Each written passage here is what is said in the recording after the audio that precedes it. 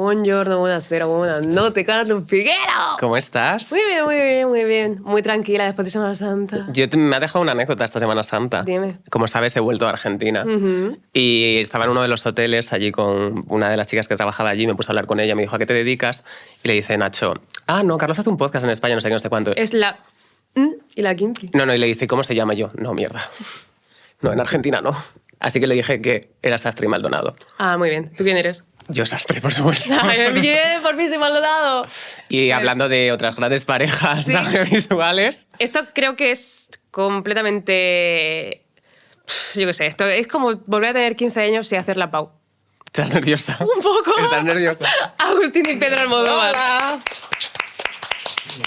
Gracias. Sois nuestra selectividad. Nos pone nerviosos, ¿eh? No estaba. Estaba actuando, no estoy nerviosa. Bueno, fíjate que bien lo has hecho, que yo me lo he creído. Que sí, que soy muy buena. Yo cuando voy al teatro le prohíbo siempre a los agentes de los actores que no les digan que voy, claro. porque se ponen nerviosos. Ya. Y claro, es lo último que yo quiero, ir a un teatro y que el actor de pronto se ponga nervioso, pero me reconocen por el pelo.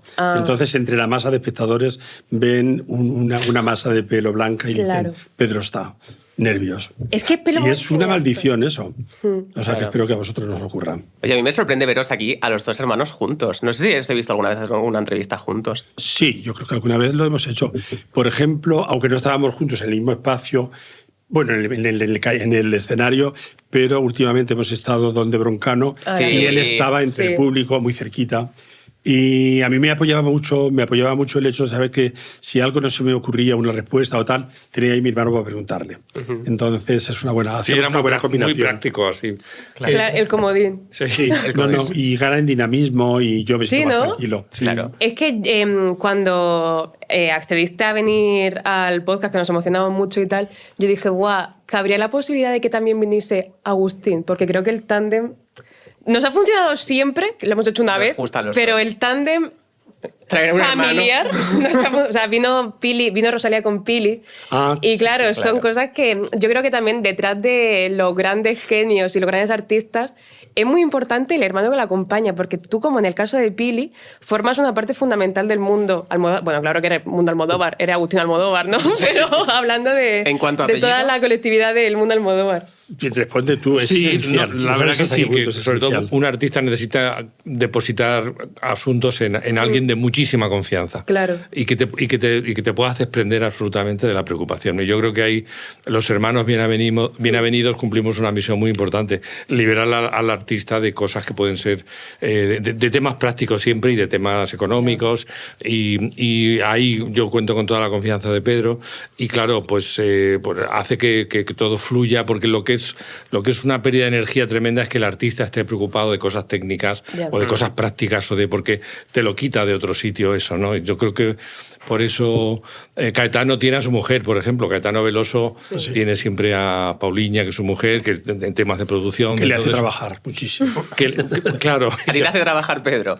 En el buen sentido, porque él no para de crear y entonces eso hace que tenga que estar siempre pendiente, porque cada día pues él tiene una ansia por poner cosas en pie, que es una maravilla si tienes una empresa de producción, ¿no? Claro. Y en eso sí que nos da trabajo, ¿eh? Nos da trabajo porque Pero hay mucho escribe trabajo. libros, es un portento de creatividad. Y tú eres el pequeño.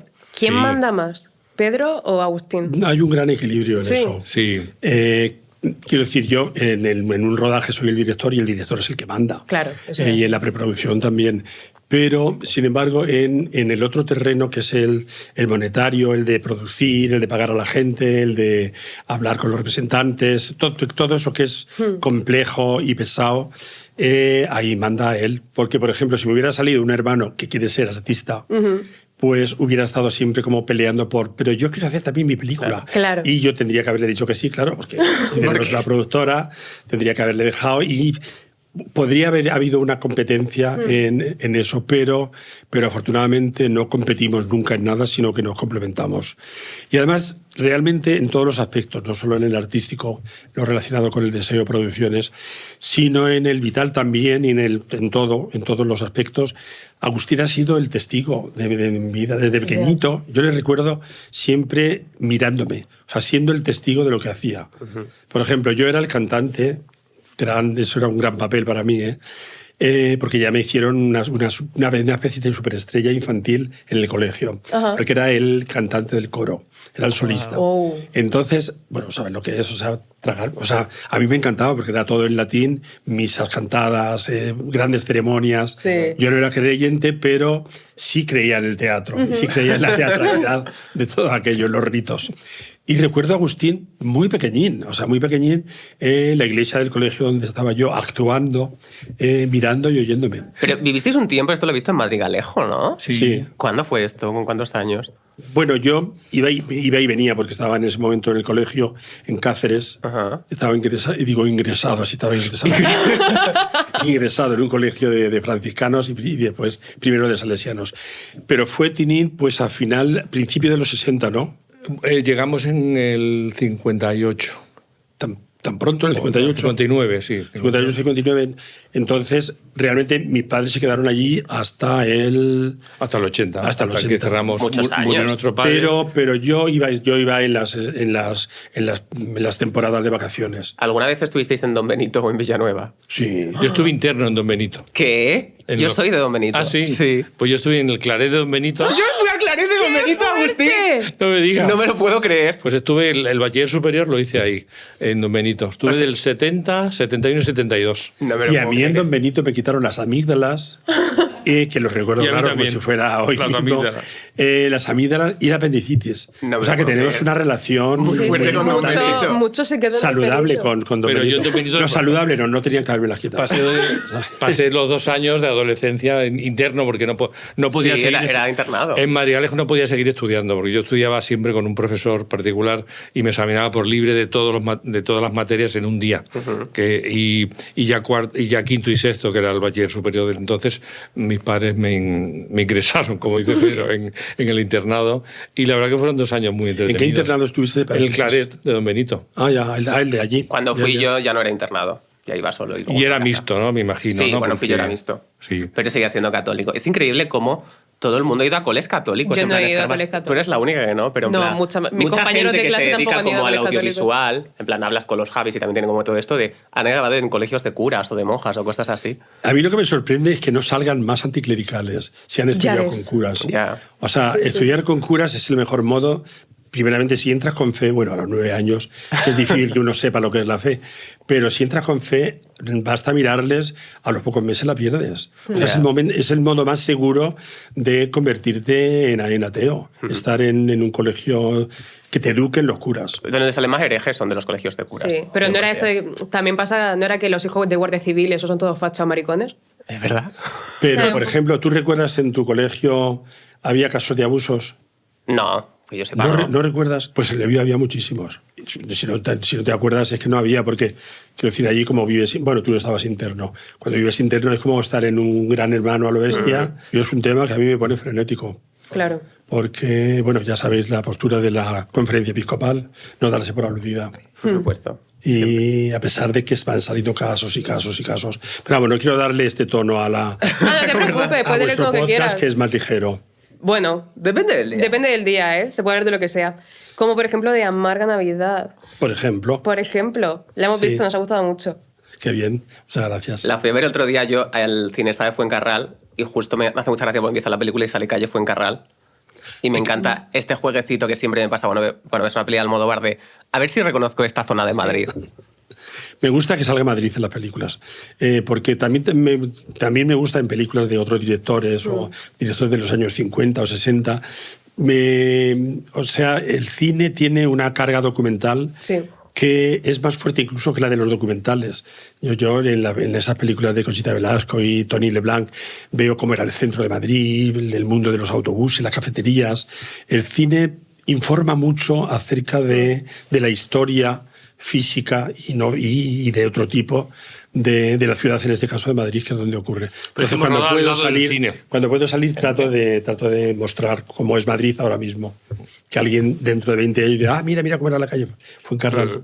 Pero eso también yo siento como espectadora que se agradece mucho porque siento que desde hace un tiempo los lugares en el cine se están empezando a tratar como no lugares, ¿no? De esto es simplemente un sitio en el que ponemos un foco, 3 cámaras y rodamos porque tenemos que rodar en algún sitio. Entonces, que el espacio sea también un personaje de la historia, creo que es una cosa que al espectador le airea mucho. Yo personalmente lo agradezco. Pero es que además debe ser así. O sea, es que los espacios son personajes. Madrid tampoco es una ciudad que favorezca mucho los rodajes en las calles. Sí. Porque, por ejemplo, hay lugares donde yo recuerdo que rodé antes, hace mucho tiempo, en un aeropuerto, pero ahora mismo en el aeropuerto, por ejemplo, no puedes, no te dan permiso en ningún lugar. Y por una cuestión de seguridad, a lo mejor, o porque son así de antipáticos. Y en Madrid te lo ponen, no es fácil, ¿verdad, Tilín? No es fácil. Se rueda mucho, hay también un poco de saturación de rodajes, sobre todo series, y se rueda muchísimo. Y no es fácil conseguir los permisos. Entre eso y los turistas, que lo invaden todo también, pues... Pero es que eso te iba a decir, digo, yo salgo a Madrid y cada vez que salgo a la calle siento que hay un rodaje, en plan en Gran Vía o como por cualquier calle, hay como un rodaje de serie de Netflix en cualquier momento, en cualquier esquina. Se rueda mucho, muchas series. Sí. Y hay zonas que vas por Menéndez Pelayo cerca del Retiro y ves un camión de vestuario con las perchas allí. Sí. Sí, es que esa zona está muy bien. El otro día fuimos a grabar una cosa al Retiro y había un camión con grúa rodando en una ventana que era una cosa dificilísima de hacer, que podrías hacer de una forma tan sencilla en un plato, que dije, hostia, aquí tiene que haber mucha pasta, porque para grabar una ventana en un exterior... Sí, que cojan una grúa y Sí, en mitad de calle Ibiza. Pero no había movimiento de la grúa, era un plano fijo. Era un plano fijo y estaba como enfocándole, le estaba dando una luz a la ventana para que pareciese cierta hora del día. Desde fuera. Ajá. Claro, y dije... Aquí hay un pureta, pero vamos, un pureta así de grande. Porque si lo está grabando en un exterior... Pues en ese lado es continuamente. Se rueda y se ilumina como... ¿sabes? Con una tijera pones para iluminar, para el récord de luz de la... Pero todas las semanas hay... Es súper fuerte, sí. No, yo comprendo que es un poco incómodo a lo mejor para la gente que pasea o que circula, pero es mucho más incómodo ver Madrid lleno de turistas. Sí. Por ejemplo, ahora que hemos estado en Semana Santa, que se supone que Madrid se queda desierto. Pero se queda desierto, pero está reemplazado por el mismo mogollón de gente, solo que turistas nuevos que no me han visto nunca, y entonces cuando me ven parece que se les ha parecido Dios. Y yo no puedo salir a la calle. En Semana Santa. En Semana Santa tengo que quedarme allí. Es una profesión. Sí.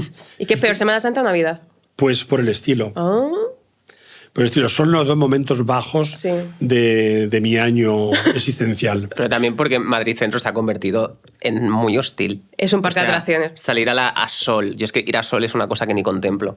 O a la Plaza Mayor, yo estas hace años cosas. que no es voy que a Sol. es horrible. Pero porque está siempre... Antes es como Navidad y Semana Santa. Ahora siento que en cualquier época del año está lleno siempre de turistas. En cualquier momento.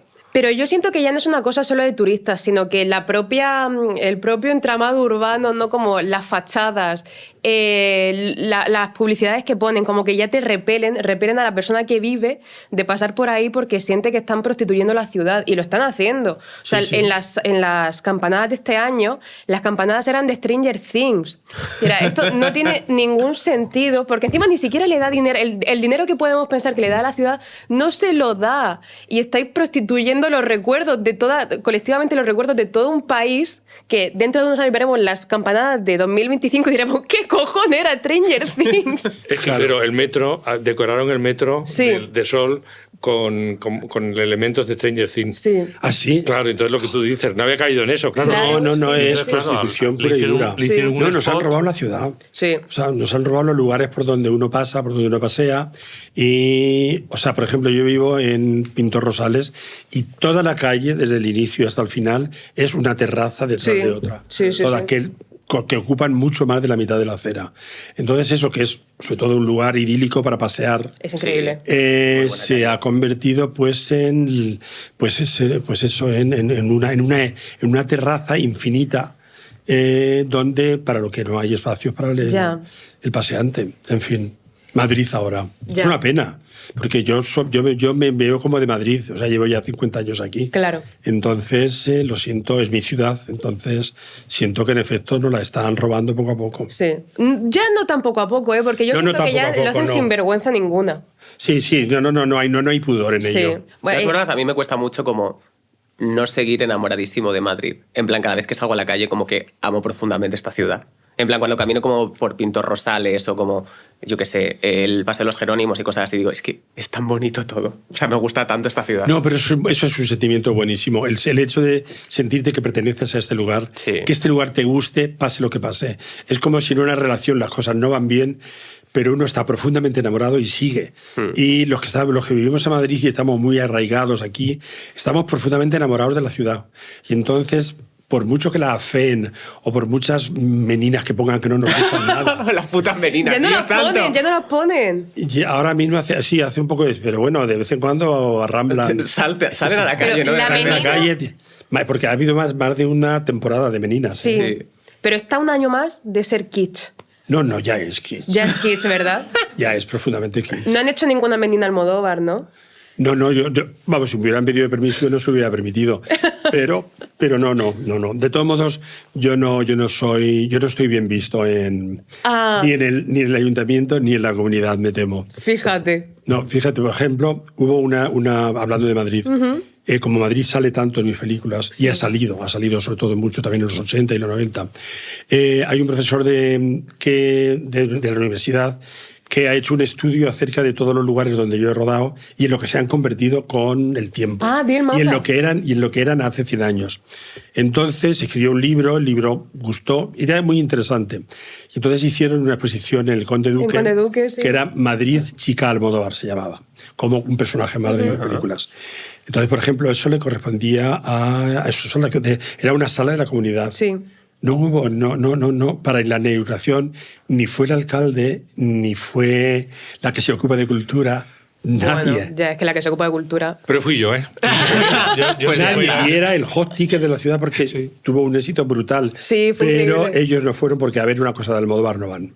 Qué locura. No, y batió récord, 70.000 visitantes. Sí. Joder. Fue- Es que estaba muy bien comisariada esa exposición. Sí, muy bien. Eso lo hizo Sí. Pedro, Muy, que muy se llama bien. Pedro Sánchez. Sí, Se llama que hace igual. un montón de cosas, Pedro Sánchez. Se llama, sí. Pero se llama igual que Pedro Sí. Sánchez, Claro. el presidente. Y ya ha hecho el nuevo libro adaptando las nuevas localizaciones. ¿Ah, sí? Sí, él periódicamente reedita el libro, hace un estudio histórico de la No, localización. pero es verdad que estaba muy bien esa. Yo tenía Uf, la increíble. exposición muy bien explicada y Sí. a mí me gustó mucho. Luego había también una parte que a mí me encanta, que era la de comparaba escenas tuyas con cuadros, que no sé hasta qué punto eran ciertas, pero sí que había muchos paralelismos, ahora mismo Algunas no me sí. acuerdo. Pero claro, es que tú eres una persona muy estética. Yo, viendo Amarga Navidad, me agobió un poco. Porque dije, Dios, es que tienen que estar pendientes de todo. Sobre todo en la parte del hospital. El hospital creo que era azul con toques rojos, y estaba Elsa con el chaquetón rojo que lo deja en una silla azul, lo suficiente como para que se vea un poco en plano, que yo ya no sé si os sale de formación profesional, de que ya lo hacéis sin querer. No, pero yo estaba no. muerta. Tengo mucha intención en todo lo que se ve. Sí. Es decir, ya sea yo, acabo decidiendo, y lo decido yo, cómo es esta mesa, cómo es el micro, cómo es la taza, cómo es el lule de allí. Acabo involucrándome en todo y para mí disfruto mucho poniendo los objetos y coloreando el fotograma, o sea, lo que le ofrezco al operador. Qué guay. Entonces, por ejemplo, aquí fíjate, no se habla tanto de los colores de mis películas, pero fuera hay como tesis y grandes análisis sesudos, incluso en universidades, acerca del color que yo utilizo en mis películas. Sí. Entonces, ese color, que quien te lo da es el operador, pero básicamente yo ya lo establezco en la decoración. Claro. Entonces, yo a veces que me compro muebles solo porque me gusta un sofá para la película. Y hay muchas de las cosas que las he comprado yo para ponerlas en la película y después me las quedo en una casa que parece una tienda de muebles. Qué guay. Pero yo recuerdo también que de pequeño, cuando pasaba por las tiendas de muebles, miraba y digo, me gustaría vivir en una de esas camas, pero vivir rodeado de muebles. Nosotros es que somos grandes forofos de la decoración. Y de las lámparas. y de las lámparas. Entonces, claro, nosotros vemos las películas del universo Almodóvar con una absoluta devoción. Y hay una cosa que te he escuchado decir y que me ha encantado y es que tú lo pones todo siempre en foco. Trato Buah, qué de, gustazo. porque es que, y la respuesta del operador es, eso ya lo hacemos en en la postproducción no puedes conseguir que el fondo tenga foco si no lo Sí, has hecho sí. previamente. Quiero decir, los operadores con tantos, como ahora realmente se puede postproducir de un modo en que puedes iluminar la película de nuevo. Sí. Hay muchos de ellos te dicen que después, y yo prefiero que se haga todo con la Claro. cámara y todo frente a la cámara y después está para solucionar algún error que quieres. Sí. Pero las películas, por ejemplo, de los años 40 o 50, todo está en foco. Y para mí ese es el ideal, esa es la estética que yo busco. Ya, la ventana indiscreta. La ventana indiscreta, exacto, sí. Donde tú ves al personaje, Sí. sale la ventana, en la ventana hay un montón de edificios, se ven perfectamente a foco y queda precioso. Sí. Entonces yo lo impongo y más o menos lo consigo. Hombre, sí, lo consigues. Yo estaba buscando fotos de tu casa, en plan del interior de tu casa. No hay, ¿no? O sea, no has enseñado nunca cómo es No. el interior de tu casa. Te he visto No. decir que la de Dolor y Gloria era como una recreación. Era la misma, sí. O sea, la de Dolor y Gloria es tu casa. No, en mi casa es una réplica, pero era idéntica e incluso yo dejé algunos muebles para que los utilizara Antonio y incluso algo de ropa. No, en Dolor y Gloria era exactamente mi casa, que era una sensación peculiar, ¿sabes? Lo de estás en casa, te levantas, te vas al plató a rodar y resulta que estás de nuevo en tu casa. Ya ves. Wow, el show de Truman. Y sí, y después de allí vuelves a tu casa por la noche y vuelves que es igual que el plató. Pero sin embargo, yo sí tenía muy claro cuando, con Antonio, por ejemplo, Antonio no está imitándome, aunque es una especie de alter ego. Y ni nunca se tuvo que fijar ni yo le dije, fíjate cómo yo digo tal cosa, y la dice como no, quiero decir, la ficción es la ficción. Aunque esté basada en ti mismo, pero cuando se convierte cuando tú la escribes, por mucho que estés basado en lo que estés basando. Bueno, en esta película hay algunas cosas, y de eso se habla de eso, de la autoficción y los límites de la autoficción.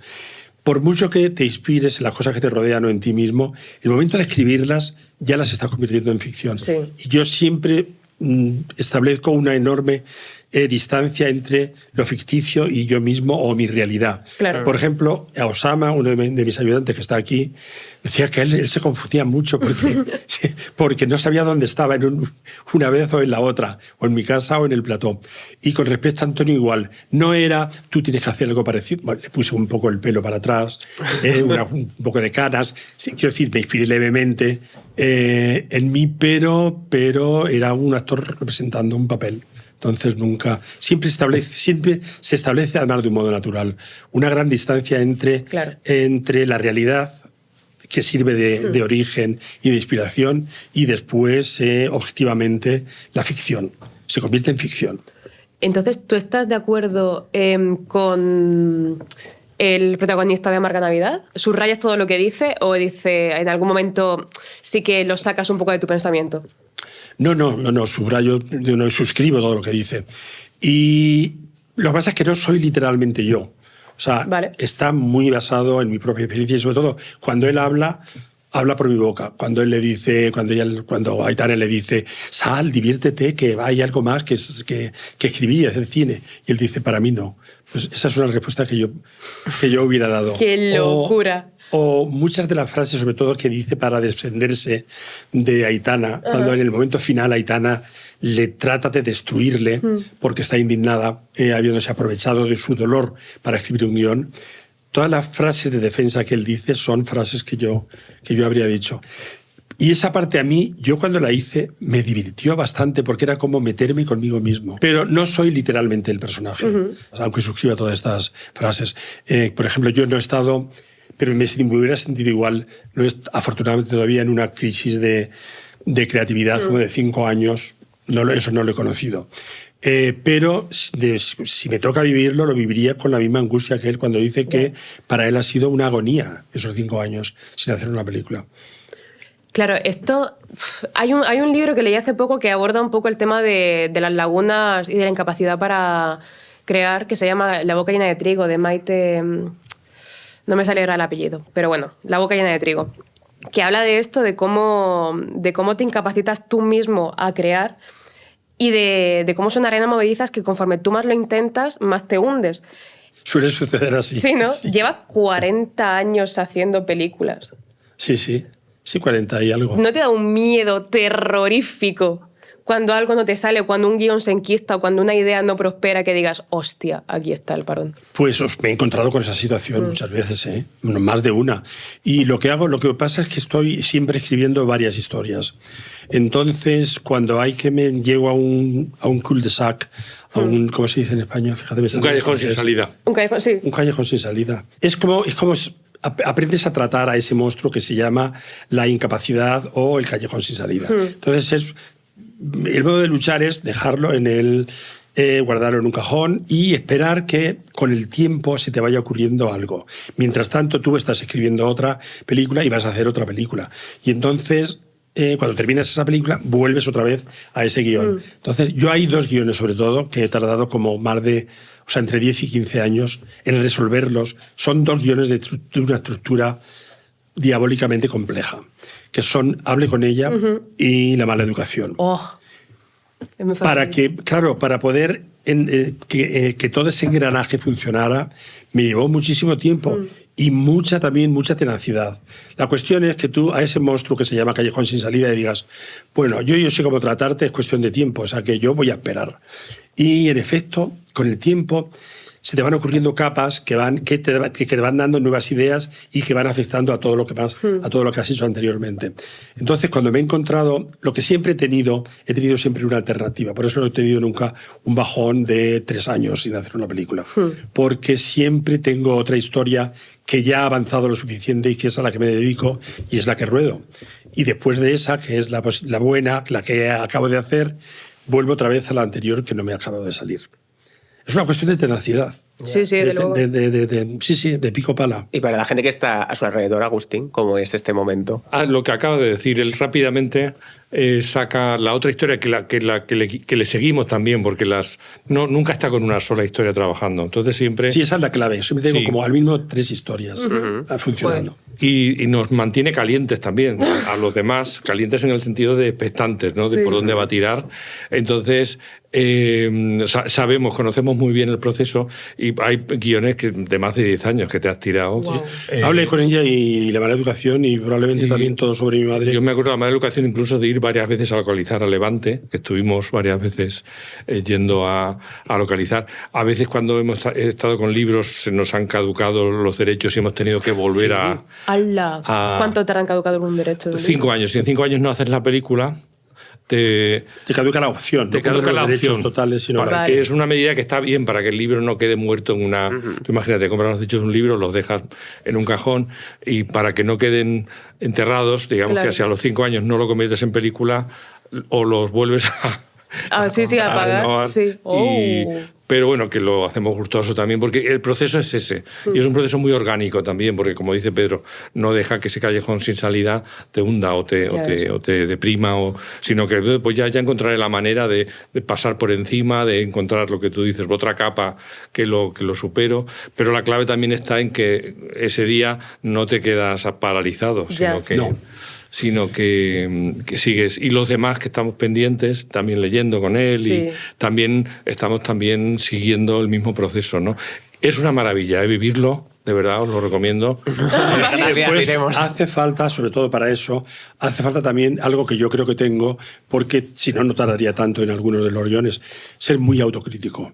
Yo cuando les doy a mi hermano, que es el primero que lee los guiones, que es el que mejor me conoce y el que mejor también entiende mi universo, y además es el que produce, ya ha pasado por todas las críticas posibles, entonces le doy algo ya bastante hecho. Vale. Lo otro lo comparto ligeramente porque siempre los implico en cuestiones como documentación y cosas de esas, cuando son profesiones que no son la tuya o ambientes que no son los tuyos. Claro. Y me ayudan, pero la clave es no darte por satisfecho. Ya. Pero también la clave es no darte por satisfecho y tener otra historia. Pero la línea de no darte por satisfecho y volverte loco es muy fina, ¿eh? No, te vuelves también loco. Vale. No. Esa angustia se conoce, ¿eh? O sea, no es que hoy me encuentro con un callejón sin salida, lo archivo. No.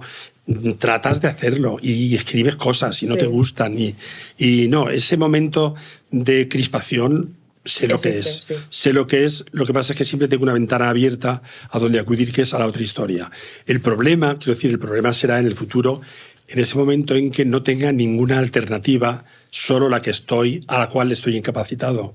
Ese es el momento que me da miedo. Por lo que estás contando, no creo que te pase. Pues no sé. Vamos a ver. Pero si dependiera de nosotros, habríamos hecho peores películas. Porque no, le decimos, pero ya está. Dicen, no. Entonces Pedro en eso, de una exigencia increíble. Sí. Así que le agradecemos mucho que él sea así. Sí, yo creo que gran parte de la sociedad española le agradece a Pedro Almodóvar que sea Pedro Almodóvar.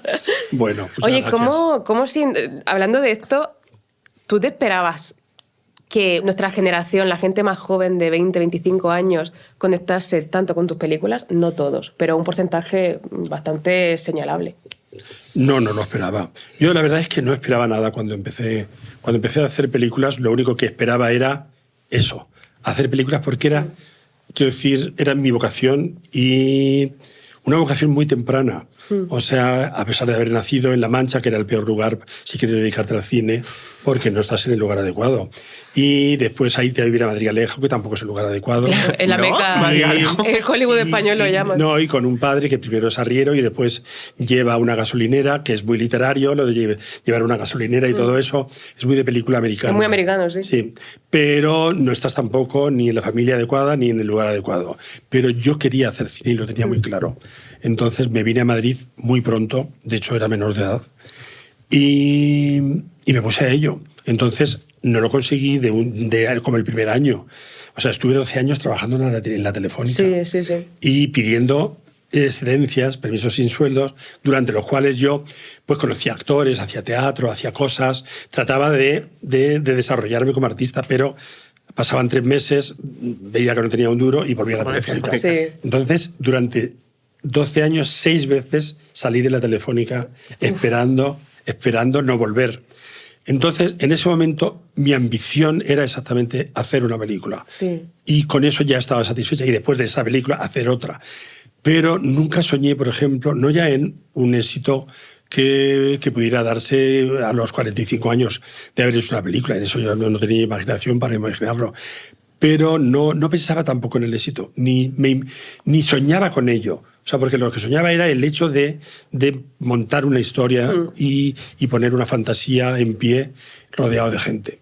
Entonces, el hecho de que ahora, por ejemplo, lo veo cuando presento libros o algo así, que viene mucha gente muy joven y digo, pero si no había nacido cuando había hecho, Ya. ni hable con ella. O sea, Sí, porque sí. son gente que tienen 20 o 20 y pocos. Entonces, en eso tengo que agradecérselo a las plataformas que en varias de ellas están todas mis películas y podéis verlas. Pero para mí es una sorpresa, una sorpresa maravillosa. Sobre todo ver que el tiempo ha tratado bien tu trabajo. Porque el tiempo es el más cruel de las medidas. Es decir, ves películas que a los 2 años se han quedado ya antiguas. Entonces yo tengo que agradecer la casualidad de que mis películas sigan vivas. Yo tengo curiosidad por preguntaros qué relación tenéis vosotros, por ejemplo, con la inteligencia artificial. Pues yo es que tengo muy poca experiencia porque estoy siempre pendiente de aprender más de lo que es la inteligencia artificial y utilizarla. Para mí, el único modo en que lo veo sería como una herramienta sobre todo para ayudarme en documentarme, en cosas por el estilo. Si hay un tema que sea desconocido para mí, pues en profundizar en ese tema, en lo que es documentación. Pero, o sea, va a haber un cambio brutal en la sociedad cuando todo esto avance. Pero hay algo en lo que yo creo que la inteligencia artificial nunca va a llegar, y es en lo que es el puro proceso de creación. Sí. O sea, pueden hacer una fórmula porque están partiendo de datos ya previos. Sí. Entonces pueden hacer con todo eso que previamente tienen, pero, por ejemplo, no podrán nunca escribir Hable con ella. Pero no porque Hable con ella sea la mejor película del universo, sino porque si yo recuerdo cada fase de cómo fue la creación del guión, eso es imposible que una inteligencia artificial lo haga. Primeramente no se va a dar a sí misma ese tiempo. Y además que hay gran parte de la ficción que depende de la realidad, pero depende también de la casualidad, de la realidad casual. Sí. Es decir, yo pongo en Hablé con ella que al principio están viendo un espectáculo de mi amiga además, de Pina Bausch, que se llamaba Café Müller. Y en ese momento, quiero decir, bueno, a mí me impresionó muchísimo, me emocionó muchísimo, y hasta que no vi ese espectáculo no decidí que en la película empezaba con algo que emociona mucho a dos hombres, uno de ellos llora y el otro no. Y al que no llora le llama mucho la atención. Y después se lo comenta a la chica, bueno, a la que está cuidando, porque es un enfermero que está en coma. Entonces, yo si no veo antes, mientras estoy escribiendo Café Müller, claro, no lo hubiera puesto. Y hay muchas cosas que dependen de la casualidad. Claro. O de pronto oyes una canción, cuando estás con la sensibilidad de que estás escribiendo, sí, y oyes una canción como Cucurrucú Paloma, una canción que yo ya conozco cientos de versiones, pero de pronto estoy escribiendo, también hablé con ella, y oigo a Caetano hacer esa versión que es única y que realmente recrea totalmente la canción.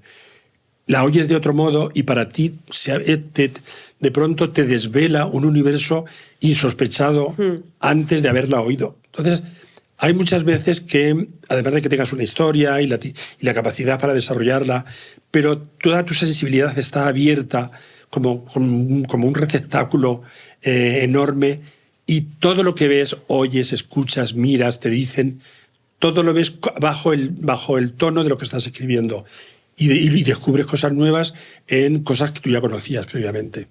Eso la inteligencia artificial no creo que llegue nunca, ni se va a poner porque no es su proceso. Pero mira, uno seguro que sabe más. Yo lo uso mucho como herramienta de documentación, claro, para indagar. Sí. Para mí la inteligencia artificial hoy por hoy es una gran herramienta de acceso a conocimiento. Sí.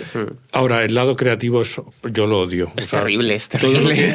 Las imágenes que crean, que ya hay una estética además, que hay ya una estética de las ves, esos colores ocres que imposible, claro, porque están eludiendo estéticas que puedan ser identificables o que puedan tener problemas de derechos. O sea, lo que la parte plástica y estética de la inteligencia artificial generativa es espantosa. Crea rechazo, ¿eh? Y, yo creo que ahora la gente lo usa porque, claro, tú te haces una imagen corporativa y la usas para crearte un logo o una imagen de empresa, y es espantoso. A mí me parece que es muy válida, por ejemplo, a la hora de crear memes. A mí me encantan todos los memes de Trump y Putin, como señoras bailando. Supongo que los habéis visto. Sí, miles de ellos. O Netanyahu o cualquiera de estos políticos demoníacos, y convertirlos en chicas y que bailan. Me parece que eso ya justifica la existencia eso de verdad de la inteligencia artificial. Pero imagínate que va a pasar dentro de 50 años que algunas de esas imágenes van a pasar por buenas. Me encantaría ver que la gente piense que Trump se travestía habitualmente y que era una gran gogo. Pero seguro que se van a colar esas imágenes en el futuro. Algunas de ellas seguro. Se van a colar. Seguro. Bueno, están por salir los papeles de Epstein. A lo mejor no es tan mentira, ¿eh? O sea, a lo mejor es cierto, habrá que verlo. Sí, pero bueno, Stalin en los años 30 y 40 fue borrando a todos gente que se cargaba. Es verdad, el primer Photoshop, ¿eh? Pero iba borrando, desapareciendo. No, eso sí, y muy bien hecho. Eso sería el gran problema de la inteligencia artificial, que ahora mismo tienes que testarlo todo porque no puedes fiarte de nada de lo que veas. Y a mí hay una parte también como igual, esto es demasiado esteta, pero hay una parte que me molesta profundamente, que es que estamos... El ojo que viene de las nuevas generaciones va a ser vago. Sí. No va a saber ver las cosas bonitas y va a aceptar pulpo como animal de compañía porque estamos dándole mierda para comer visualmente, y eso me molesta mucho. Pero a mí lo que me parece increíble es que la inteligencia artificial ya sepa hablar, controle el lenguaje, controle el idioma. Tú puedes establecer un lenguaje y te razona. A mí eso me parece, me es un poco creepy, porque es un poco, o sea, que detrás no hay nadie, o sea, que detrás... Pero hay gente ahora que lo usa rollo como terapia, en plan, le cuenta sus movidas, y le dice, ¿cómo respondo a este chico que me gusta? Y cosas así. Seguro. Y te da alguna respuesta, ¿qué tal? Yo no lo uso así. No lo has utilizado. Pero tengo amigas que lo usan y a mí me parece terrorífico. Digo, por favor, habla con un ser humano. Ya. No, pero yo soy científico y os digo, en ciencia es un avance increíble. Claro. Todo lo que se utiliza en simulaciones, en búsquedas, es una herramienta. No, y todo lo que sustituye al ser humano, que de pronto el ser humano se relaciona cada vez menos con otro ser humano. A mí me ocurre ya, no sé a vosotros, yo soy de coger el teléfono, marcar y hablar con el amigo de turno. Y por ejemplo, ya nadie me coge el teléfono. Es que ya no Pero coge sin el embargo, si teléfono. le dejo un audio, me responde inmediatamente al audio. Pero ya la comunicación oral, porque claro, a través de la voz tú Sí. comunicas muchas cosas. Sí. Tu estado de ánimo, si te molesta la garganta, yo qué sé. Quiero decir, hay un dato vivo Sí, que, sí, sí. que no está en el audio. Pero yo, por ejemplo, ya ahora me relaciono con audios, lo intento al principio, hablar, no me lo cogen. Al minuto pongo un audio y me responden. Sí. Entonces ya hay una especie de miedo al contacto real con otras personas. Claro, como que O por lo menos yo, sí. yo lo interpreto como tal. Y, Sí, me, sí. y me parece espeluznante. Entonces yo creo que la inteligencia artificial sí que va a sustituir muchas partes de nuestra vida en que había una persona y que ahora va a haber una máquina. Por ejemplo, o sea, a mi hermano le voy a decir que dentro de no sé cuánto, pero las consultas a un médico lo hará con Qué Bueno, horror. ya se puede, ya hay. con una máquina que tú le vas a decir tus síntomas y la máquina te va a recetar. Pero eso es una monstruosidad. O sea, y además, Sí. sobre todo, va a ser muy poco práctico. Es que el médico, necesitamos un ser humano que esté allí, Ya. que te vea entrar por la puerta. Y que me quite el te vea miedo. cómo caminas, que te vea cómo te sientas, Que que te empatice tranquilice. contigo, que Que empatice. sea Y Carmen que- Machi, si puede ser. Claro, que sea Carmen Machi, y sí, ojalá que fueran así. Me encantaría que mi médico fuese Carmen Machi. Claro, Carmen Machi siempre como médica. Sí, sí. Que deje de actuar, que sea solo médica. Yo no sé si llegaremos a ver ese momento. Yo pero a creo mí que me sí, parece, ¿eh? me parece espeluznante. Y ya lo de como psicólogo, o sea, Calla, A mí calla, es que eso eso me es da- espantoso. eso es una locura. Vale, Eso. Pero indica la gravedad también ya de la gente, también Sí. Hombre. de quien utiliza. 100%, pero que hay muchos casos ya de gente que se ha suicidado por la inteligencia artificial. Es que ¿Ah, ya. sí? Pero llega ya un problema. Esto ya llega a un punto que es genuinamente un problema de Estado.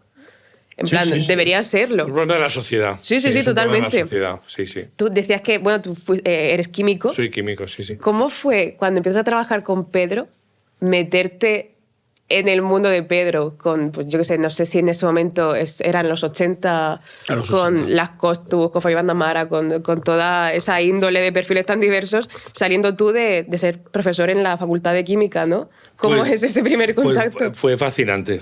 Muy divertido. Porque ¿sabéis Sí. qué pasa? Sobre todo para él. Que yo cuando llegué a Don Benito con 16 años, lo que me encontré en los 70, en el 72 en Madrid, era a Pedro y todos sus amigos que eran increíbles. Claro. Contraste con Don Benito, ¿eh? Contraste con Yo Don salía Benito de fuerte. verdad. contraste. Pero lo maravilloso es que yo no tenía que hacer nada ni figurar nada, porque yo era un paletillo que venía y simplemente estar al lado de Pedro y fui testigo de un mundo emergente de vanguardia increíble, que eran todos maravillosos, que pues todos los que salían en los cortos en la caída de Sodoma, que rodábamos Es que a yo las en esa época afueras. rodaba en Super 8. No tenía dinero, me compré una cámara en la Telefónica y rodaba los fines de semana en Super Pero que había que rodar en el campo porque había una ley que si tú ¿Ah, sí? ibas con el pelo un poco Porque era largo, escandaloso. te daban un palizón, la policía tenía el 8. Es que derecho había de... travestis y de todo. Vagos y maleantes. Ya Vagos y Maleantes en los Sí. 70. Claro. Y eso estaba muy mal visto. Claro. Entonces, bueno, imagínate que había un corto mediometraje que se llamaba La caída de Sodoma, en el que hablaba de la parte bíblica cuando los Yo hacía ángeles de llegan a ángel. Sodoma para destruir Sodoma y se encuentran con Lot y lo salvan con sus hijas, etc. Y entonces había todo el pueblo sodomita, que imaginaros, para llamarse, divertido. para Lo llamarse que conozco. pertenezco al pueblo sodomita tienes que ir muy puesta, muy Sí, vestida, sí, con claro. cada uno vino con las cosas que habían encontrado en el vestuario de su madre, de su hermana. Entonces, pero era una película coral con mucha gente y todo eso, claro, si nos ven, nos llevará a todos al cuartelillo. No, 100%. Y todo lo hacíamos en el campo. Y quedaba muy curioso porque, claro, no había edificaciones o encontrábamos una cosa medio destruida. Entonces tenía un aire... Posapocalíptico.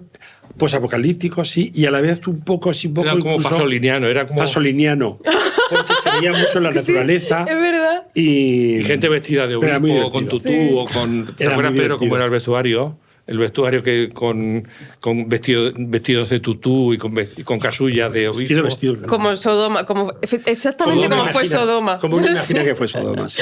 Es que- Entonces, para él, que llegó en efecto desde Don Benito, pues fue todo un cambio muy divertido. Pero que no me exigió nada, quiero decir que yo me integré No, pero él ya me perfectamente. ayudaba en los Super 8, me ayudaba. Ayudaba. Y luego, cuando los poníamos, yo estaba siempre, el sonido se lo poníamos, yo estaba al cargo de un tocadiscos, y él me decía, Tinin, ponte al tema. Y yo, mientras él explicaba a la pantalla lo que estaba, porque era mudo, era una especie Ah, de... Era todo un claro. show, ¿sabes? Porque la imagen de Super 8 pues muy pobre y muy precaria y Claro. no tenía sonido. Entonces yo lo que hacía era hacía todas las voces de todos los personajes, o sea, narraba la historia que se está viendo, hacía todas las voces y en un momento determinado miraba a Tinin y Agustín ponía un disco que yo ya había escogido para como banda sonora. Ah. Entonces se convertía en una cosa muy viva, como un happening. Ya ves. sentido. Y tenían mucho éxito. O sea, de hecho, esa fue la clave para que en el 79 Carmen Maura y Félix Rotaeta, que eran dos actores que aparecen en Pepi, Claro. hicieran una especie de crowdfunding y pidieran dinero a miles de amigos para reunir la cantidad suficiente, por lo menos para comprar el negativo de Pepi Lucibón. Y Qué así locura. así fue como hicimos Pepi Lucibón, porque había ya, yo quedaban muchas proyecciones en muchos sitios. Y ya había miles de personas que conocían mis cortos. Entonces ya tenía una especie de base Ya ves. a los que ellos fueron y sacaron 300.000 pesetas, tampoco mucho, o sea, Sí, Sí. de la época. para hacer... Bueno. 300.000 en la época nos dio para comprar el negativo más o menos de la película en 16 en 16 milímetros. minutos. Y en Pepi Lucibón hay también, lo tengo un poco difuso porque hace mucho que no la veo, pero hay una escena en la que hay mucha gente. ¿Puede ser? Sí, pero eso eran En la de las fiestas. fiestas, era el concurso de Sí, eso. elecciones generales. Eso, elecciones generales, que también era un corto, ¿no? Era un... Sí, la idea era que yo hubiera hecho un corto, pero después ya lo integré en la historia general. Sí, sí, sí. Sí, no, había varias fiestas. Yo creo que además de esa había... Porque la gente venía, los amigos y tal, y los colegas o otra gente que venía ahí de casualidad, venían a una fiesta. Pero yo nunca pensaba que aquello se iba a terminar como una película. Yo rodaba, yo era el único, yo y Carmen Maura, Sí. que sabíamos que yo tenía la pretensión de que aquello se estrenara. Pero los demás no. Ah, pues eso ahora no se puede, porque con derechos de imagen tienen que firmar todo el papelito. Un release, Fíjate. claro. No, Sería todo un el lío. mundo. Sí, sí. No, sería no, ahora mismo no, nada de eso se podría hacer. Ya. Nada de eso. Sí, Sí, yo ahora a chicos que me vienen a ver con proyectos de ese tipo, digo, oye, siempre pídele el que sale que te firme. hoja Sí, sí, porque sí. si no, no vas a poder. Es que da mucho susto. O cuando... Pero es que ahora mismo te retiran la película, o sea, Ya. en el caso Sí. de que sea una película. Sí. Y ya, bueno, las músicas, Ya. Quiero decir, ya. porque yo en Pepi Luis Ibón no pagué nada. Ya, Y eso, pero sí, Puse- mola porque sigue vigente. Pero a mí me sorprende que la siguen poniendo en televisión y no hacen... Pero es que de momento deberían retirarla porque la música de toda la película no se compró. Y venía de todos los lados. No había presupuesto, era una película sin presupuesto. Claro, era una película autogestionada y... Pero sin presupuesto, o sea, quiero decir, sí. porque puedes hacer películas de gran presupuesto, de un presupuesto medio, de un presupuesto Bajo. average, como bajo, tal. Pero esta no, es que no había presupuesto. Qué fuerte. No budget. Pero es que en inglés existe el No término. budget, No sí, budget. sí. No budget film. Películas sin presupuesto. Sí, y que son tus amigos y amigas que vienen, que tienen el humor de ponerse delante Ya. de la cámara y yo los dirigí, pero yo los dirigía con toda seriedad, ¿eh? Pero la seriedad de ellos era, por ejemplo, salía el grupo de Olvido, de Alaska, sí. y Pegamoides, que allí se llamaban Vomitoni Group. Pues salía en la presentación de ellos, aparece Carlos Berlanga. Bueno, pues como la película tardé tanto, porque claro, según íbamos consiguiendo dinero, íbamos rodando los fines de semana, pero era interminable. Entonces, en ese ínterin, Carlos Berlanga tuvo que irse a la mili, pues yo lo sustituí por otro, pero daba igual. Entonces, si no venía, el que no venía lo sustituía por otro, hacía... Me encanta cuando pasa o eso. improvisaba otra secuencia, y a base de todo eso, de todas esas Sí. calamidades, y donde yo siempre aparecía improvisando, pues terminamos una película que está llena de defectos, pero que en cualquier caso Ay, es el debut. Sí, sí. Año y medio, Pedro. Fue año y medio de Año y rodaje. medio. Año y medio de rodaje. A mí, que me hace mucha gracia. ¿No te apetece un poco que vuelva ese Almodóvar cachondón? Hombre, ahora mismo es difícil que haga una película de estilo. No digo robando la música. Digo... No podría robar la música, no. No, pero por ejemplo, quiero creer que te refieres a una vuelta al humor que había Sí. en mis primeras películas. Sí, no en mis efectivamente. primeras, incluso en las de los 90 también hay Sí. muchísimo humor. Está Chus Lampreave todo el tiempo que aparece, siempre eso, vamos, te ríes. Yo creo en Amarga Navidad he recuperado parte del humor para la primera parte de la Sí, película. sí. Donde cuando la escribía va a ser bienvenido este humor, pero dije, bueno, tiro para adelante porque se me ocurría. Y Carmen Maggi, por ejemplo, y interpretar Claro. una secuencia Sí, lo de que es más bien cómica. Lo de Sí. la secta, lo de La secta, claro, el ella cine de pregunta por- culto. Ha oído hablar de una directora de culto y ya, claro, quiere Sí, saber qué piensa que te culto. secta, sí. Porque ya, ahora mismo yo creo que probablemente vosotros sabéis lo que es un director de culto, pero eso era el 2004, entonces una doctora como Carmen no sabía. Claro. Ya. Y quería saber si era del culto evangélico. Del Palmar de Troya. Funcionó porque yo me acuerdo de que en este momento en el cine todo el mundo se rió en voz alta. Sí, sí, Sí, sí, O sea, de sí. que- sí, yo sé que o sea, funciona eso, sí. Claro, a mí me gustó mucho ese momento como cachondón. Yo tengo mucho interés en... Pero volverá el humor, ¿eh? Sí, Volverá, sí. Buah, pues yo O sea, no sé si al nivel de Mujeres al borde de un ataque de nervios, que Ya. era toda una comedia, o no sé a qué nivel, pero sí, pero volverá porque lo próximo que estoy escribiendo está lleno de humor negro, muy negro, Qué guay. Muy bien. pero humor. Yo quiero saber qué relación mantienes tú con el concepto de chica Almodóvar. Porque esto es una cosa que ha ido creciendo y creciendo y creciendo y creciendo y creciendo. Pues a mí me resulta, sí, me desconcierta ese término. Me desconcierta porque, primeramente, para mí son actrices, aunque sea la primera vez que trabajan. He trabajado con mucha gente que no era actor en ese momento. Rossi, pues lo primero Claro. que hacía era ese plano que hace icónico en La ley del deseo. Antonio Banderas, pues la primera cosa que hacía, acababa de llegar a Madrid, fue El laberinto de pasiones. Es una cosa más mediática que asumida por Que mí. real, ¿no? Sí. Porque yo creo que en el hecho de llamar chica Almodóvar había un cierto, no sé si desprecio, pero sí de Objetivización. falta de apreciación de que son actrices. Y se han convertido en actrices. Es verdad que empiezan sin serlo algunas de ellas, pero acaban como Rossi convirtiéndose en actrices.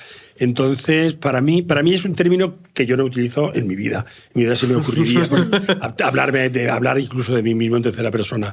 Pero yo no me llevo bien con ese término. No. Y cuando lo que pasa es que ellas sí lo llevan bien. Claro. Vamos, Rossi en este momento es mucho más Almodóvar que yo. Ay, Es decir, ya. va por el mundo siendo... Ella es la Almodóvar viviente Sí. ahora mismo. Y ha hecho una gran carrera de eso en todo el mundo. Pero, por ejemplo, recuerdo que como fenómeno social hubo alguien incluso que le puso letra y música. Ah, sí, Sabina. Sabina. Yo quiero ser una chica Almodóvar. Sí. Y a mí no me interesó nada. De hecho, no me gustó nada. Y él, de algún modo, se enteró porque yo no dije ni una palabra ni le llamé para decirle, oye, qué bien, ¿qué haces? Nada, no hablamos de ello y además tampoco he visto muchas veces en mi vida a Sabina. Y yo creo que él llevaba mal que yo no estuviera de acuerdo con esa canción. Qué fuerte esto. No, porque era un poco crítico con ellas. O sea, por Ya. ejemplo, decía, como la Bibi o como Miguel Bosé. Ya estaba llamándole Ya. a Miguel Bosé maricón. Es ese tipo de cosas como en segundo término, un poquitín lista y un poquitín boba. Ya estaba hablando de tonta a Carmen Maura. Sí. Entonces, había un poquito de mala leche debajo, que él diría que es crítica social, claro, pero que a mí no me hizo ni puñetera gracia. Ya, sí, sí, sí. Esta es la primera vez que lo digo a propósito, o sea que esto es un scoop. Me encanta cómo te la suda completamente criticar todo. O sea, te he visto hablando de las pelis de los Oscar, decir esta me gusta, esta no, esta no Esto sé es qué. el éxito, que te la sude y digo lo que sea. El éxito es que puedes hacer una película, que sobre todo que puedes decidir qué tipo de película Sí, haces. sí, sí, sí. Porque hay mucha gente que está trabajando ahora mismo, afortunadamente, para plataformas y no son exactamente la película que quieran hacer. Ya. Y ni el sistema de trabajo que le gustaría tener a la hora de rodar. Entonces yo sí tengo la fortuna, y el éxito para mí es eso, que puedo comprarme un cuadro de vez en cuando, porque soy coleccionista Claro. de arte. Y, o sea, no compro coches, por ejemplo, ni motos, ni yates. No sé te de hecho- pegaría mucho, la De hecho, no sé si tenemos dinero para comprar un yate. Un yate no. Un yate se nos escapa. Un yate ese no. Entonces mejor nada de Una yates. lancha. Nada, Kayak. ni una solo lanchita, lámparas. Una ni hinchable, una lanchita. lancha hinchada, una Zodiac. Sin embargo, flotador. puedo decidir qué película quiero hacer. Ya ves. La siguiente, ¿sabes? Y eso sí que es un enorme privilegio. Sí, sí, sí. ¿Os pasa mucho esto de que, Agustín, tú te tengas que decir, no tenemos dinero para eso? No, no. En general, no. Pedro tiene una intuición y un sentido común que él sabe. Porque la verdad que no se mete en nada de números, ni de nada, ni de su sueldo, ni de nada. Pero sé también que no quiero hacer películas caras.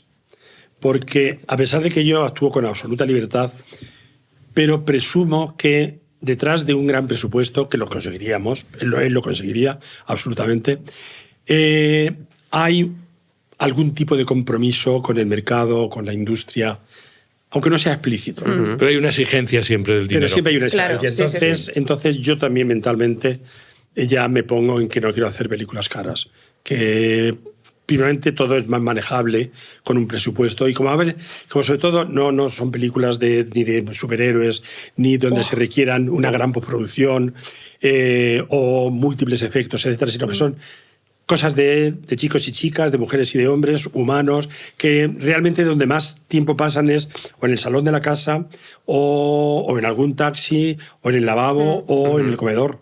Sí, sí. Entonces, esas películas Pero que qué hablan comedor. del ser humano son mucho más módicas de Sí, presupuesto. claro. Las cocinas dan para muchísimo. Es verdad, La pija y la Kinky empezó en una cocina durante mucho tiempo, el escenario fue una cocina. Es verdad. Sí. Mantuvimos la En una unos cocina, años. además, uno dice la verdad.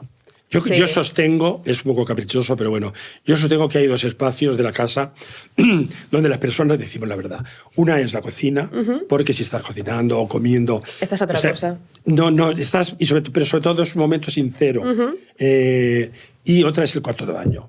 Estás metiéndote una raya con alguien o simplemente hablando o acompañando a alguien que está maquillando. Ese es un momento sincero. Sí. No, si está alguien maquillando, si tú estás mirando y ya estáis hablando, en ese momento se dice la verdad. Sí, eso es verdad. Qué bonito. Pero porque yo creo que también la atención está a otra cosa y como que dejas Sí. hablar un poco, sin querer hacer apología de Freud, pero dejas un poco como al subconsciente tirar. Tienes menos compromiso. Sí. Es como es una situación muy banal, entonces resulta que ahí salen las cosas de un modo más espontáneo, digo yo. Yo te tengo que hacer una petición y es que no sé si has visto un vídeo de Jacob Elordi en el que dice que quiere hacer cine español. Tienes que empezar con él. O sea, tienes que ser tú el que haga Con una Jacob, película con sí. Jacob Elordi. ¿De verdad? Sí. ¿De verdad pensáis Sí. eso? Por supuesto. Que tiene abuelos vascos. Claro. Que es como medio Ah, español. Sí, que no es verdad que tiene un abuelo. Sí, de Palería. Sí. Y el Elordi supongo que es un apellido vasco. Sí. Digo No- yo. Bueno, Suena no lo vasco. sé. Suena vasco, ¿no? Sí. No sé si es vasco, suena de todos modos. No, pero él dice que es vasco y va y lo lleva a gran Sí. gala. No, pero hicieron un reportaje que salía a su pueblo y salía gente como parientes lejanos Sí. que conocían el origen. O sea, Qué que es real, fuerte. que es real el origen de él. Sí. Pues o quiere hacer cine español. que el estrellato de Jacob Elordi ya veo que es cierto. Sí. Está basado en la realidad, que el estrellato de él, el stardom de él, que es cierto, que es... Porque yo todavía estaba dudando si era simplemente un sex symbol o si era un Como actor las dos, respetado. ¿no? Yo creo que Está ahí. Frankenstein y la nominación le han dicho, mira, cuidado, pero luego hecho Cumbre Borrascosas han dicho, regulero. Es que Cubre Borrascosas es muy mala. ¿Verdad que es muy mala? me Pero no Tío. depende ni de él ni de, Ya, ni de sí. Margot Robbie. Ellos hacen lo que pueden. Sí, es que ni siquiera es kitsch. No, tampoco, no es filón, no. Es cheap, es baratera, es como el dam, como... No, hombre, lo que pasa es que en Frankenstein tiene la suerte de, primeramente, todos los Frankenstein que se han hecho hasta ahora son seres inmundos, son el resultado de un Ya. montón de piezas de otros cuerpos y son horrorosos porque siempre ha sido una película de horror. Visceral. Pero ahora le han puesto paquete. Lo han puesto como ceñidito, con vendas. sí. Muchas veces. Está hot el muñeco. Pero es una imagen como hot y sexual. Sí. Entonces, y después, claro, él tiene que hablar con esta voz así, va, porque claro, es un poco un infrahumano. Sí. Claro. Entonces, hablar en este tono, Sí, decir sí, cosas, sí. es mucho más fácil que hablar en otros tonos más expresivos. O sea que está bien, en efecto, y estuvo nominado por Frankenstein, pero Frankenstein es un trabajo, digamos, bastante cómodo para un actor. Claro. O sea, tenemos que verle, yo todavía por lo menos, en algún otro papel que demande más de él. Tienes que dárselo tú, Pedro. Pero tengo que Ahí es pensar- donde tengo que entras pensar tú. en ello. Claro. Oye, Tengo que pensar en ello. nos tenemos que ir y os tenemos que hacer la ¿A pregunta dónde? que hacemos a cada uno a su casa. Claro. Cada uno- Si quieres, os tenemos que hacer la pregunta que hacemos siempre, que es de vosotros dos, quién es más pija y quién es más kinky. Yo creo que uno es siempre una mezcla de los dos extremos en este caso. Yo me veo como mezcla. Sí. Tú también, Yo un Agustín. poco más kinky, quizá. Pues Él, fíjate, es que nuestro tenemos- patrocinador Zalando quería haceros un detalle. Entonces, bueno, pues Para ti la la tuya kinky. es la kinky Sí. y la tuya la pija. Muy bien. ¿Y de vosotros quién es la pija y quién es la kinky? Yo soy la kinky. Tú eres la kinky y tú Yo eres soy la pija. ¿De verdad? ¿Cómo que de verdad? Pero, Pedro. ¿y te sientes identificado con ello? Con la pija, yo soy muy pijo. Es Sí. muy pijo. sí. Extremadamente. Me gustaría no serlo tanto, pero cada día lo soy más. extrema- No, pero es maravilloso pijo. que lo puedas confesar así con esa naturalidad. Es que no. Eso ya puedo. te exime, ¿sabes? Es verdad que no estoy los pijos no saben que son pijos, entonces. Ya. Tú eres muy consciente de todas tus limitaciones y sobre todo de tus habilidades. El pijismo es mi El mayor pijismo. habilidad. Sí. Qué bien. Pues nada, pues encantado. Bueno, Bueno, pues, ¿queréis abrir el regalo? ¿Os gusta? tenemos que abrirlo. Ah, bueno, sí. Espera, ¿os Espera, ayudamos? Sí, es que esto... El bueno es el pijo, Agustín, te has equivocado. O sea, que hay regalos. Qué Sí, bien. sí. Ah, mira, unas gafas. Claro. Pero- Que yo. No nos la espera. hemos jugado mucho. Ay, Gucci, no, está bien. Gucci. Está bien planteado. Ah, muy bien. No, me sientan bien vamos seguro. muy bien. Pero Muy las bien, tuyas no ¿eh? son de Gucci, Agustín. Las tuyas son de 10 euros. Estas son las que te quedan. Oye, Ay, ¿qué tal? te pegan mira. mazo. Muy bien. Pareces Pedro Almodóvar. Parece sí, en una tocura. Muchas gracias, Agustín. Muchísimas Pedro gracias. Almodóvar. Oye, gracias a vosotros.